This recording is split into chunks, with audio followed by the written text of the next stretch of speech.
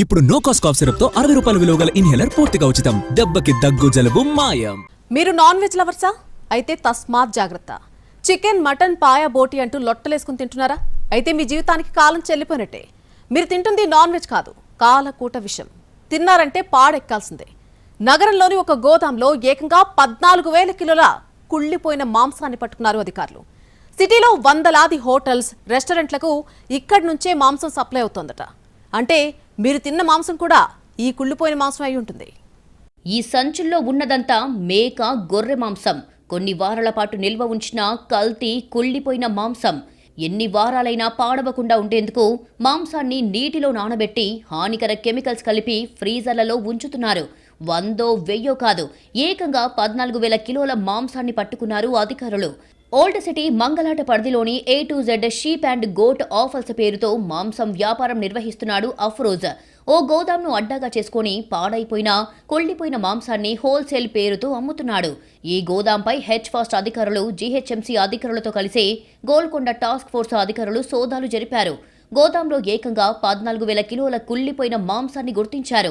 అంతా మేక మాంసం, గొర్రె మాంసం. ఇందులో బోటి, ఖార్జం, పాయ, కాళ్ళు, తలకాయ, మటన్ ఇలా అన్ని రకాల వెరైటీలు ఉన్నాయి. సంచుల్లో, బకెట్లలో కుప్పలు కుప్పలుగా ఉన్న మాంసాన్ని చూసి అధికారులే షాక్ అయ్యారు. 1,000 కిలోల మాంసాన్ని వారాల తరబడి నిల్వ ఉంచుతున్నారు. మహారాష్ట్ర, ఢిల్లీ, జమ్మూ కాశ్మీర్ రాష్ట్రాల నుంచి మాంసాన్ని హైదరాబాద్కి దిగుమతి చేసుకుని మంగళాట్లో అక్రమంగా నిల్వ ఉంచుతున్నాడు అఫ్రోజ్. ఈ మాంసం ఎన్ని వారాలు నిల్వ ఉంచినా కుళ్ళిపోయిన వాసన రాకుండా, గట్టిపడకుండా హానికర కెమికల్స్ కలుపుతున్నారు. మాంసాన్ని నీటిలో నానబెట్టి కెమికల్స్ కలిపి సంచుల్లో ప్యాక్ చేసి ఫ్రీజర్లలో స్టోర్ చేస్తున్నారు. ఈ మాంసాన్ని హోల్సేల్ పేరుతో నగరంలోని వందలాది రెస్టారెంట్లు, హోటళ్లకు సప్లై చేస్తున్నారు. కొనుగోలు చేయడానికి వచ్చిన వాళ్ళు చూస్తే మాంసం ఫ్రెష్గా, మెత్తగా కనిపించేలా కెమికల్స్ కలుపుతున్నారు. మాంసం నుంచి ఎర్రగా కారుతుంది రక్తమని భ్రమపడేలా కనిపిస్తుంది. కానీ అది రక్తం కాదు, హానికర రసాయనాలు. చిన్నా చితక వ్యాపారులు కూడా వాటిని ఫ్రెష్ మాంసం అనుకుని కొనుగోలు చేస్తున్నారు. అఫ్రోజ్ నిర్వహిస్తున్న గోదాం నుండి సిటీలో ఏ షాపులకు, హోటళ్లకు, రెస్టారెంట్లకు మాంసం సరఫరా అవుతుంది అనే వివరాలు సేకరిస్తున్నారు పోలీసులు. వ్యాపారులు కూడా ఇది కుళ్ళిన మాంసమని తెలిసే కొనుగోలు చేస్తున్నారా అని ఆరా తీస్తున్నారు. ప్రజల ప్రాణాలతో చెలగాటమాడుతున్న వ్యాపారులపై కఠిన చర్యలు తీసుకుంటామంటున్నారు అధికారులు.